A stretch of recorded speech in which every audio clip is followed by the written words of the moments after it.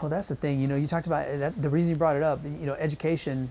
I brought up that example also because, like, I think some of our role is to ensure that our community doesn't fall victim to the next thing like that.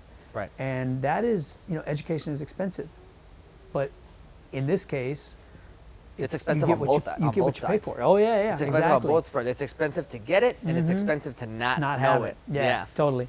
So I agree that, like, what we're everything we do, we have to educate a little bit on.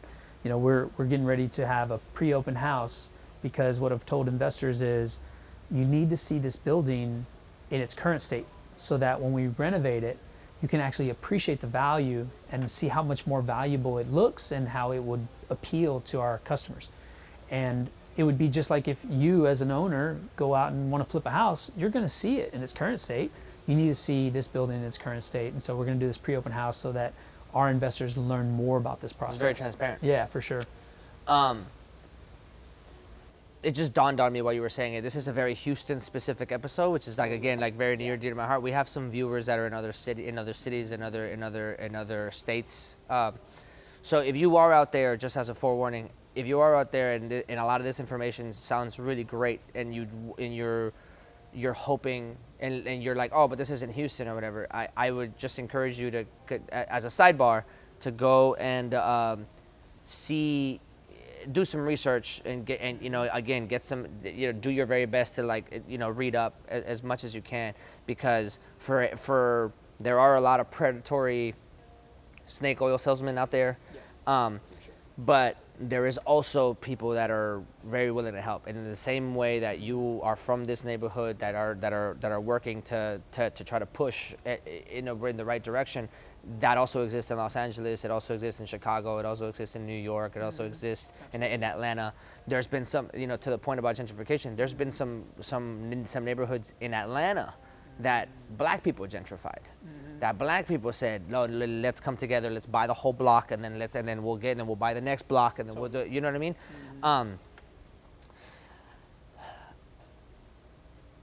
Because yours is a fund, I was more so it's not a nonprofit.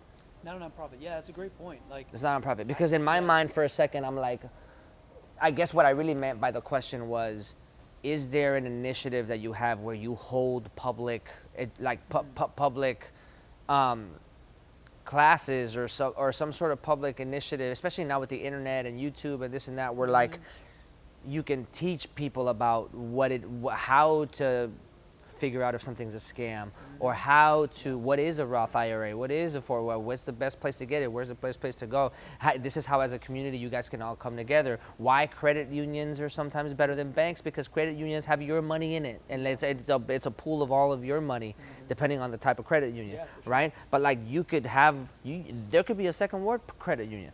Where like every single person in the neighborhood has their money there, and they don't go to Chase, and they don't go to Wells Fargo, and they don't go to any of those places, because all their money is pulled together, and the credit union is only as strong as the community puts its money in. But they don't know that. No, you know free sort of business idea, like in the East End, especially Eastwood, there should be an Eastwood home insurance company, because my home insurance is skyrocketed like last year, and I feel like if there was a way to pool money specifically for the insurance of people in the East End, I think you could have a really solid product there, just because, like, you would know that you could gain. That's a good idea. You know what I'm saying? Like, you know the area, and so, like, there's some economies of scale to be had there, I would say, for sure. Let's get a little meta. Yeah. Let's get a little, like, philosophy driven. All right, because I hear you talk about, like, pool, like, this is a new concept. People out there, there's some rich neighborhoods out there that do pool their money together. That they you know what I mean? But what do you say in this political climate currently?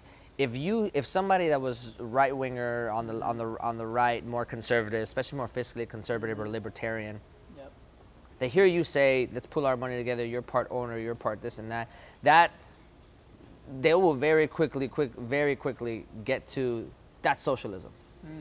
What do you say? What do you say about that critique? If I was to make it, not that I will make it. I'm just saying, like, I want to kind of poke at this from every angle, because what you're asking for is co-ownership. You're asking for some sort of like, in essence, if I wanted to put these specific words to terms to it, you're what you're saying is you're trying to develop the way for the community to own itself, and to all have a say in it, which is it's not that far off from a very, at least socially democratic, democratic socialism kind of aspect of like, we are, the value comes from us. So like, what do you say about that? How do you I think that's a fair reconcile with question, that? right? Because actually, we have a fund where every investor invests knowing that they are part owner, but they also invest knowing that there has to be someone at the table making 99% of the daily operational decisions. Now, that other 1%, that deals with big things like, are we going to distribute a return this month or this quarter or this year? That is a voting mechanism that we have built into our bylaws, into our operating agreement. All that information is on our website. You click on the button that says invest.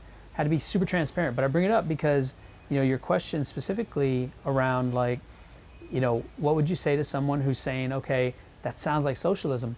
It reminds me of, I think, a little bit of a TikTok trend I saw. It's like, what's one thing if you're poor, but another thing if you're rich? And it's like, okay, but if you and your buddies, your trust fund buddies, got together and said, you know what, I want to buy that Fifth Avenue building, but I want us all to go in together, and we're all going to create this joint venture, and we're all going to be, great. And we'll put tenants in there, yeah, and we'll split the rent. Yeah, like, and then we'll each, everybody put in $1 million each. It's like, whoa, okay, if you're doing it with big money, it's capitalism, but if you're doing it with chump change, it's socialism? No. This is capitalism. And in fact, I tell everybody, that's a great answer. we're looking at this as a capitalistic problem. If we agree gentrification is a problem, I think it's actually a little bit of a capitalistic problem, because you've got people with more wealth coming in, displacing people with less wealth who aren't prepared for the change in value of their equity, right? And all of a sudden their house is worth more, but guess what? You owe more in taxes. They're not ready for that. So the rich people that are coming in, displacing, capitalistic problem, right? So that's capitalism 101. Yeah. Actually, it's maybe not 101. No, yeah. Maybe But it'll I take look you a at it couple as weeks. like we're trying to attack a very capitalistic problem with capitalism.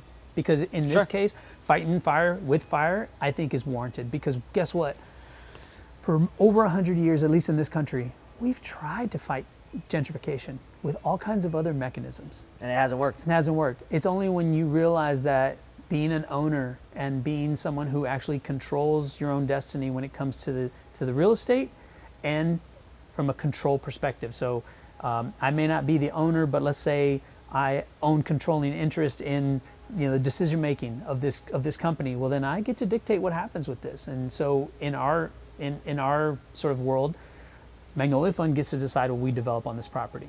And we might have a vote if in the future we decide we don't want to do a kitchen, or let's say we're on to fund number 2 and you asked about programming and sort of education. Our kitchen our building today is all kitchen, 2,200 square feet, pure kitchen.